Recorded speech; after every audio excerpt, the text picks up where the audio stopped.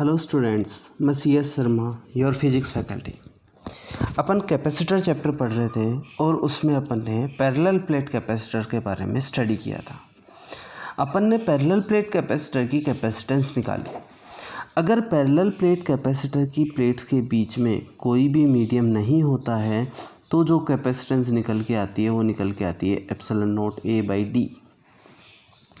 और अगर उन दोनों के बीच में कोई एक डाइलेक्ट्रिक सब्सटेंस भर दिया जाता है, कंप्लीटली फिल कर दिया जाता है, तो निकल के आती है epsilon naught epsilon r A/d, means epsilon r times of c, ये निकल के आती है।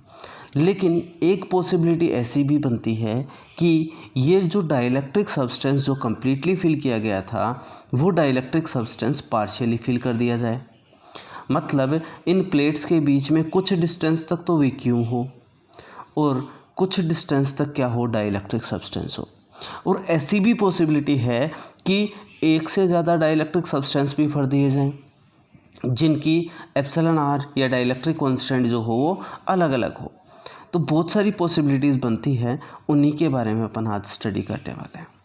देखो, अगर यहाँ पे कोई भी जो है डाइलेक्ट्रिक सब्सटेंस पार्शियली फिल्ड है जिसकी विड्थ कितनी है t, और इसका डाइलेक्ट्रिक कांस्टेंट मान लेते हैं एप्सिलॉन r1 है या एप्सिलॉन r ही है क्योंकि एक ही है इसलिए, तो अपन क्या कह सकते हैं कि इस एप्सिलॉन r या t विड्थ के लिए तो अपन किसके बारे में बात करेंगे, एक मीडियम के बारे में बात करेंगे।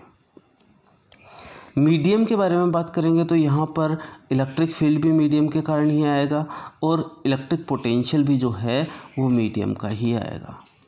जबकि ये जो d-t विड्थ है वहाँ पर क्या होगा, वैक्यूम होगा। और ये जब वैक्यूम होगा तो यहाँ पे इलेक्ट्रिक फील्ड भी वैक्यूम का ही आएगा और जो है पोटेंशियल भी वैक्यूम का ही आएगा।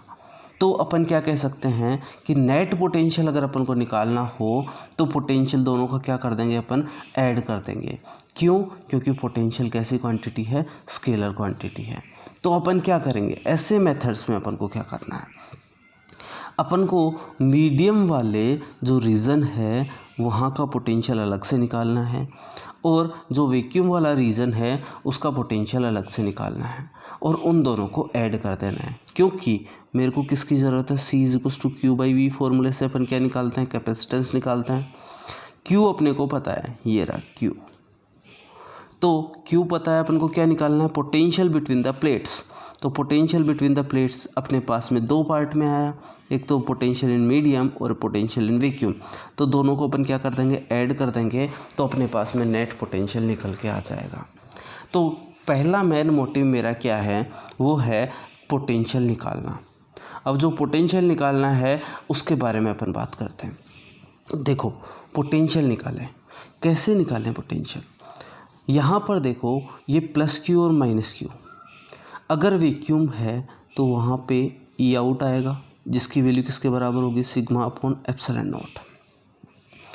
और अगर V आउट के बारे में बात करूँ मैं तो क्या होगा, E0 इंटू डिस्टेंस। कितनी डिस्टेंस के लिए जो है E आउट या वैक्यूम का इलेक्ट्रिक फील्ड है, d-t डिस्टेंस के लिए। तो E0 इंटू d-t, E0 कितना है, σ/ε0 d-t। ये कहाँ तक का पोटेंशियल आ गया, ये वैक्यूम का पोटेंशियल आ चुका है। मीडियम के बारे में बात करें तो मीडियम में मान लेते हैं E इन है, तो वो कितना होगा, σ/ε0, जिसको अपन ε0 εr लिख देते हैं। तो V इन कितना आएगा, σ/ε0 εr, कितनी डिस्टेंस, t डिस्टेंस के लिए। तो ये तो हो गया V इन और ये हो गया V आउट। नेट निकालना हो तो दोनों को क्या कर देंगे, ऐड कर देंगे। दोनों को ऐड करके अपने पास में क्या निकल जाएगा, E नेट निकल जाएगा या V नेट निकल जाएगा। ये चीज़ आप लोगों को समझ में आनी चाहिए। ठीक है, अपन इसको पढ़ते हैं और आगे जाके अपन इन्हीं के बारे में बात करने वाले हैं। चलो देखते हैं। If dielectric substance of constant is constant epsilon r and width t, मतलब डाइलेक्ट्रिक सब्सटेंस का कांस्टेंट एप्सिलॉन r है, उसकी विड्थ कितनी है, t, is placed between the plates of capacitor. किसके बीच में रख दी गई, कैपेसिटर की प्लेट्स के बीच में रख दी गई। Then in this condition there will be air और vacuum for d - t distance, जैसा मैंने अभी थोड़ी देर पहले बोला, and dielectric medium in t distance, मतलब d - t के लिए तो क्या है, वैक्यूम है, और t के लिए क्या है, मीडियम है। तो अपन क्या कह सकते हैं, electric field intensity in air और vacuum will be E out, that is sigma upon epsilon naught. जो वैक्यूम हो उसमें कितना हो जाएगा, सिग्मा अपॉन एप्सिलॉन नॉट हो जाएगा। And this intensity is in d - t distance, so the potential in this distance will be equals to V out, that is E out into dr, dr is the distance, distance कितनी आ गई, d - t। तो ये जो है sigma upon epsilon not d - t, sigma को क्या लिखा जा सकता है, q/a लिखा जा सकता है। तो V आउट मेरा कितना निकल के आ गया, q upon a epsilon not d - t, ये जो है वो V आउट है, पोटेंशियल है वैक्यूम में। अब अपन निकालते हैं potential in medium. And for t distance there will be a medium, so electric field intensity in the medium will be E in, that is sigma upon epsilon naught epsilon r, ये मैंने आप लोगों को ऊपर ही बता दिया था। and the potential in this distance is E dot dr, E in into t, E in अपन को पता है, t अपन को पता है, तो अपन क्या कर सकते हैं, उस चीज़ से निकाल सकते हैं। तो अपने पास में क्या आ जाएगा, q upon a epsilon naught epsilon r into T. V in और वी आउट अपन दोनों निकाल चुके हैं। अब अपन किसके बारे में बात करने वाले हैं, नेट पोटेंशियल के बारे में बात करने वाले हैं। तो नेट पोटेंशियल कितना होगा, net potential between the plates of capacitor. Net potential का मतलब दोनों पोटेंशियल्स को अपन ऐड कर दें, दोनों पोटेंशियल्स को अपन ऐड कर देंगे, जिससे q upon a epsilon naught common आ जाएगा, यहाँ बचेगा d - t, t upon epsilon r, ये बच जाएगा। अब अपन कौन सा फॉर्मूला यूज़ करते हैं, v निकल के अपने पास में, c इज इक्वल्स टू अपन क्या यूज़ करते हैं, q/v। तो अपने पास में क्या आ जाएगा, c is equals to q divided by v रख देंगे। यहाँ पर देखो, यहाँ देखो, ये जो है फ्रैक्शन है q upon a epsilon not, ये तो मल्टीप्लाई में है सारा कुछ, ये प्लस में है इसलिए ऊपर नहीं जाएगा। यहाँ पर देखो, ये जो नीचे जब फ्रैक्शन होता है डिनोमिनेटर कहाँ चला जाता है, ऊपर, तो मतलब a एप्सिलॉन नॉट कहाँ चला जाएगा, ऊपर चला जाएगा। तो a एप्सिलॉन नॉट ऊपर चला गया, q से q कैंसिल आउट हो गया, q से q एप्सिलॉन, ये क्या आ गया, epsilon not a d - t plus t upon epsilon r, यही आ जाएगा अपने पास में आंसर। अब देखो, ये आंसर तो अपने पास में आ गया, ठीक है। इसके बाद में अपन देखें कि मान लो t जो है उसकी विड्थ अपन चेंज करते जा रहे हैं, चेंज कर करके अपन देखते हैं कि कैसा क्या होगा। अगर मान लो मैं t इक्वल्स टू 0 कर दूँ, t इक्वल्स टू 0 कर दूँ, मतलब उस जो डाइलेक्ट्रिक सब्सटेंस है उसकी विड्थ को मैं क्या कर देता हूँ, 0 कर देता हूँ, मतलब डाइलेक्ट्रिक सब्सटेंस नहीं है। इसका मतलब वैक्यूम वाला आंसर मेरा आना चाहिए। जैसे ही इस फॉर्मूले में क्या रखेंगे, t इक्वल्स टू 0 रखेंगे, मेरा c निकल के आएगा एप्सिलॉन नॉट a/d, जो कि कौन सा आंसर है मेरा, वैक्यूम वाला आंसर है। अगर मान लो मैं t इक्वल्स टू d कर दूँ, t इक्वल्स टू d करने का मतलब क्या है कि मैंने उस डाइलेक्ट्रिक सब्सटेंस को पूरा का पूरा किसके बीच में फिल कर दिया, प्लेट्स के बीच में फिल कर दिया। वो पार्शियली फिल नहीं है, वो कम्प्लीटली फिल है, तो मेरा कम्प्लीटली फिल वाला आंसर आना चाहिए। तो यहाँ पे जैसे d - t की जगह d रखेंगे तो ये तो कितना हो गया, 0। यहाँ d अपॉन एप्सिलॉन r आएगा, तो एप्सिलॉन r ऊपर चला जाएगा, तो वही आंसर आएगा epsilon naught epsilon r a/d, जो कौन सा आंसर है, मीडियम वाला आंसर है। तो दोनों आंसर इस फॉर्मूले से मुझे मिलने वाले हैं, ठीक है। अलग अलग वैल्यूज़ रख के अपन उन्हीं आंसर को निकाल सकते हैं।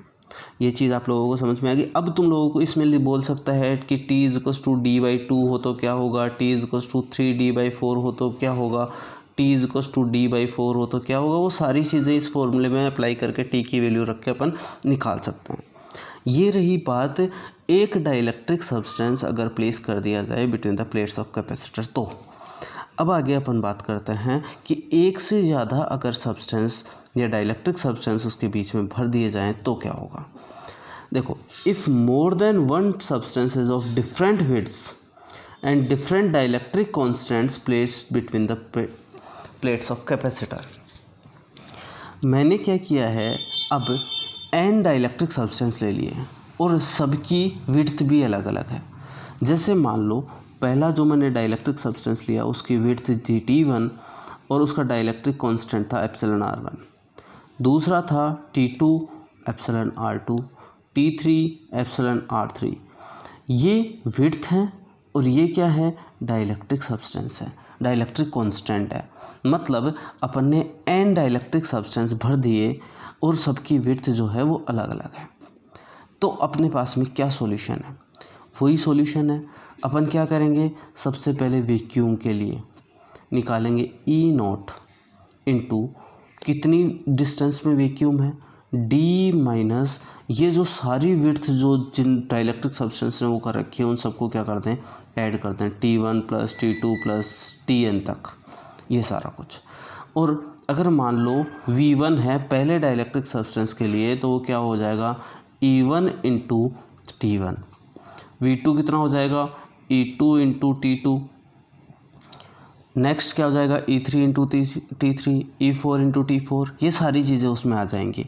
जो पहले वाला प्रोसीजर है वही अपन को फॉलो करना है, वैसे ही अपन इसका आंसर निकालेंगे। अपने को नेट पोटेंशियल निकालना है, चार्ज अपन को पता है। चलो अपन उसी मेथड में काम करते हैं। देखो पढ़ते हैं इसको। If n slabs of different widths T1, T2, T3 up to Tn and different dielectric constants epsilon R1, epsilon R2, epsilon R3, epsilon Rn तक placed between the plates of capacitor, then there will be air or vacuum in D minus T1 plus T2 plus T3 up to Tn distance. So in this electric field intensity will be E out, that is sigma upon epsilon naught. Then V out will be equals to sigma upon epsilon naught D minus this distance. Sigma को क्या लिखा जा सकता है, Q upon epsilon note लिखा जा सकता है। तो अपन क्या लिख सकते हैं, Q अपॉन एप्सिलॉन नोट लिख सकते हैं, वहाँ पे बाद में लिख देंगे। इफ़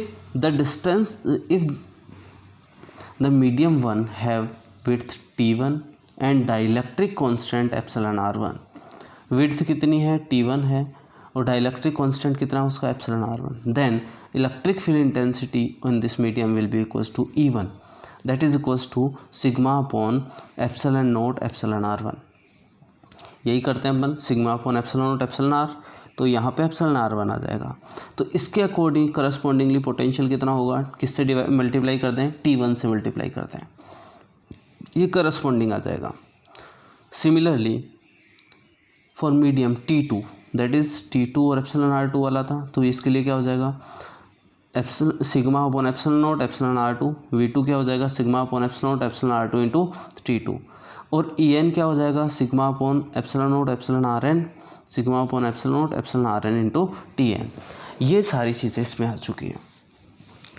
अब अपन को क्या करना है, पोटेंशियल निकालना है। नेट पोटेंशियल क्या होगा, सारे पोटेंशियल्स को अपन क्या कर दें, ऐड कर दें, सारे पोटेंशियल्स को अपन ऐड करते हैं। तो V क्या होगा, सबसे पहले V आउट वाला जो वैक्यूम वाला है, V1, V2, Vn। V1 क्या है, पहले डाइलेक्ट्रिक सब्सटेंस का पोटेंशियल, दूसरे वाले का पोटेंशियल और टू n पोटेंशियल। तो अपन सबको ऐड कर देते हैं।